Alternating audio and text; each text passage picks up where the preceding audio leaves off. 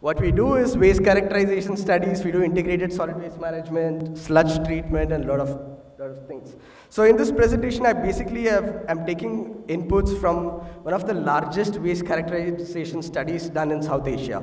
So we did this around 3 years ago, because what we realized was, I've been closely involved with various governments in India on designing solid waste management systems.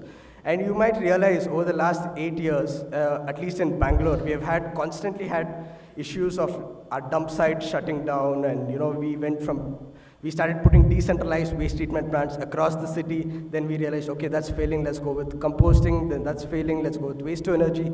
So that there's basically around 500, 600 crores of money that is invested. But whatever the statistics are, at the end of the day, when you walk on the streets in whichever city in India, you're still seeing garbage. So that means there's something wrong. So the first thing what needs to be done in waste management is a waste characterization study, which we miss.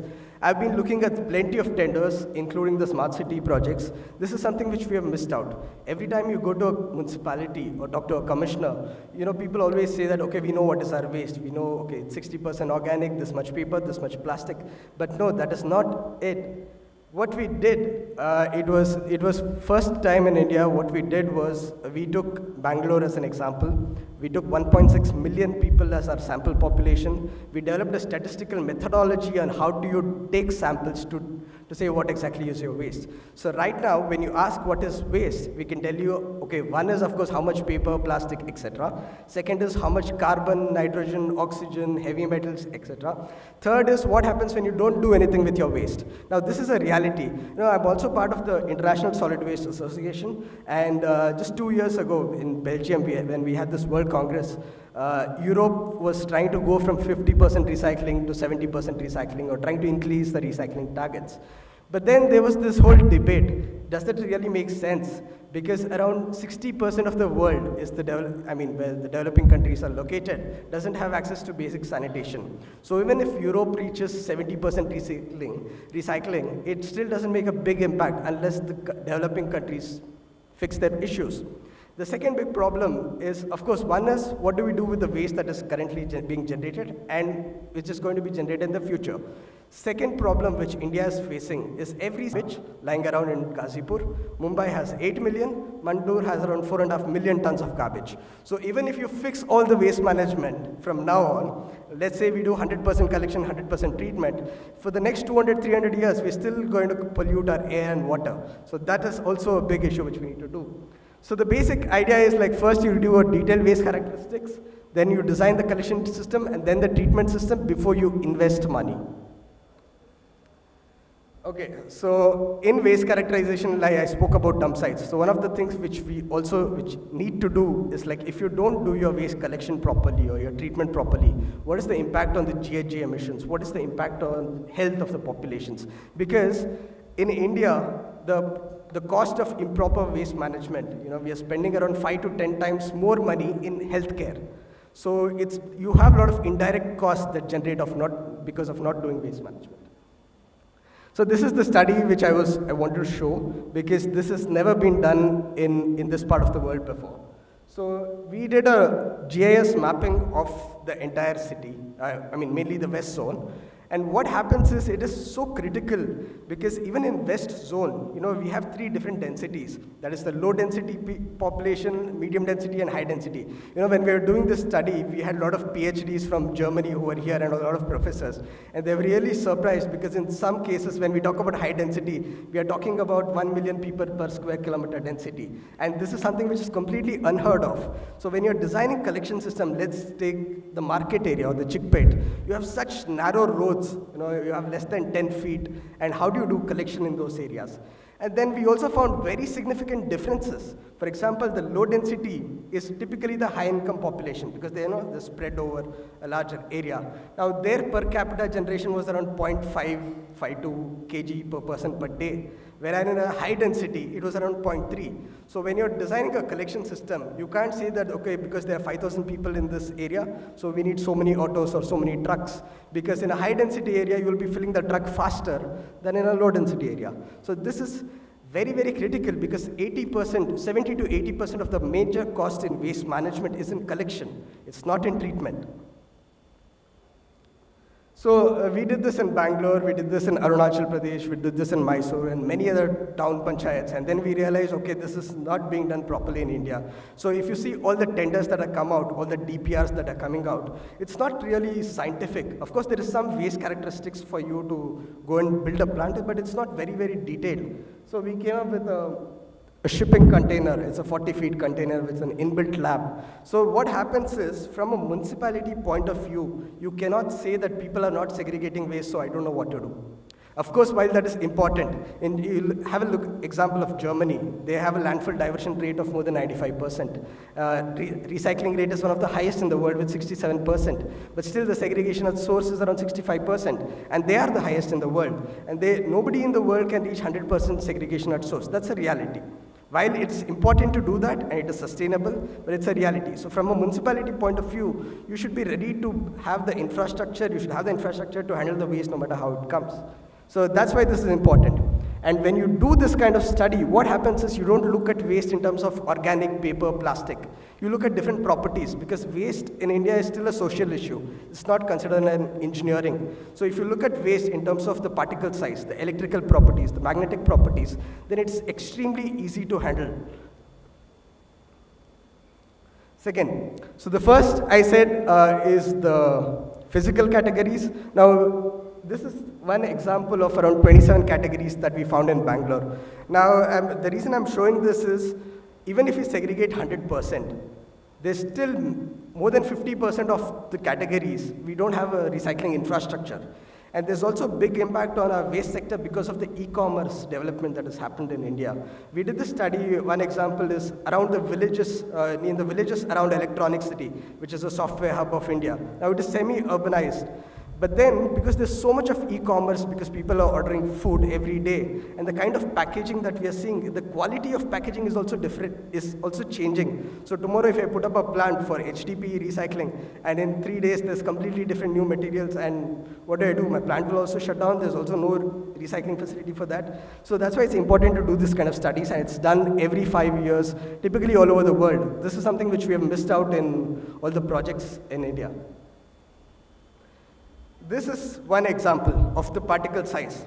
Now, when you're talking about mixed garbage, which will eventually land up in your treatment plants, now how do you segregate it? Of course, we have a lot of manpower, but we also did a lot of health camps. We had a lot of doctors volunteer and did health camps. And typically the collection system, it's majority women who are working, and they're pushing around 200 kgs or 100 kgs of push carts. You even have pregnant women sometimes pushing this heavy push carts. And now, because India has some of the most stringent policies. Now, for example, in Bangalore, we say that we need to have 100% segregation. Now, the residents are not doing it everywhere. So what happens is on the contractors. Now, the contractors ask the waste pickers or the collectors to do it. So they have to put their hands into the garbage. Then you have needles, sanitary pads, whatnot, and you often have diabetic people leading to gangrene or respiratory diseases. So there's a smart way of doing this. Now, in Bangalore, we realized at 66 millimeter, if we sort our waste, the fine fraction which falls is around 85% organic in nature. So in the first step, you already have a stream which is fairly organic, mostly organic, and the remaining stream which is fairly dry. And the remaining, I have to show, in the greater than 77, you have around 30% organic. Now that is basically, you have dry coconut shells or the large wood, which is very easy to separate. If you look at the density of the waste and you put an air classifier, very easy to sort. Explain. Then comes the collection. This is something which is not designed properly. We always focus on treatment, what plant should do, what is the right option, composting, waste to energy, this. But the collection is where 80% of your cost is going on. And there's also a difference. We even did the simulation. So as the city increases in segregation, your complete capital expense and the operational expense varies. Because suddenly from a one auto collection, you need 2 bins. Then you need more manpower, or you have more collection cycles. So, and your density of waste varies. So this is something which is very important. And then this. So what is the right collection system to do? There's nothing right. Just an example again of many big cities in India. Bangalore, for example, a decade ago said they want to be a binless city, and they introduced the door-to-door collection. Now what happens when your efficiency is very low? if when you go door to door and people are not there to give you the waste, then it lands up in the city. So then you have black spots across the city, despite investing around 1,000 crores or whatever in collection system. So it doesn't make sense. So you need to decide for your city what is your criteria. It can be economics, it can be greenhouse emissions, it can be your resource output. So these are some of the criteria we need to take. And this is just an example which I want to say, because typically when we build either waste treatment plants or wastewater plants in India, we assume that it is going to smell, it is going to stink, because it's an intrinsic property. But no, like this is an example of composting. What happens, even in composting, you have 40% of the waste going into gaseous form, which is coming out as ammonia or sometimes hydrogen sulfide, which are the odor emissions which are coming. So if you look at the tenders that are designed today, it is mostly based on what do you do with the waste and what outputs you produce. It's never on the whole mass balance of the waste. So before you invest in the treatment system, it's extremely important to do this kind of a waste characterization study, where what happens is, this is just one example. So you can give different pathways. Okay, if you do composting, these are your mass balances. If you do waste to energy, these are your mass balances. Biogas, different mass balances. So as a city, you can decide, okay, what is the output that I can sell? Because these investments are for 20 years. Now, one example is like, the compost, which we were talking about a few years back. Now, even the central government has set a rate of 4 rupees per kg. But even in many cities in the south, I've seen the compost is selling at 1 rupee per kg. And in Kolkata, I've seen it sell at 12 rupees per kg. So if you're going to build a treatment plant, assuming that you'll make money out of the outputs, then your plant is ruined. And none of these tenders account for emission control, leachate control, especially when it comes to composting or biogas plants. So we have seen a lot of decentralized plants. Even actually a couple of weeks ago with Mr. Helwig, we visited the small decentralized plant in market area. Now there are 100 plants across the city. Now what happens, okay, this is good, but when you build 100 decentralized plants, you also need 100 engineers to run the show. And these are also safety hazards. Now in the market area, you have people smoking all around, and if, you just need 5% of methane in the air for it to become explosive. So it's good, if everything works well, it's good, but as a municipality, you should always be prepared for the worst case scenario. The explosive protections and all these things are never part of the tender. So even when we apply for projects, even if we want to do it, there's no money in it. So there's no financial viability for you to do it.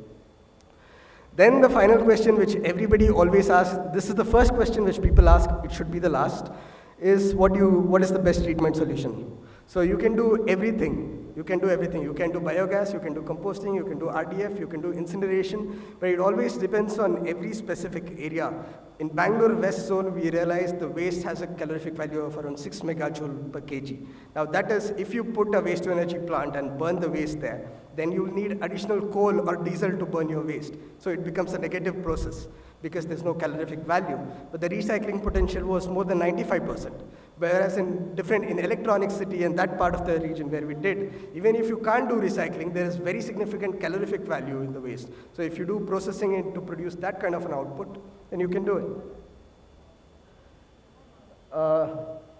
This is just an example of a plant which was supposed to come up in Electronic City.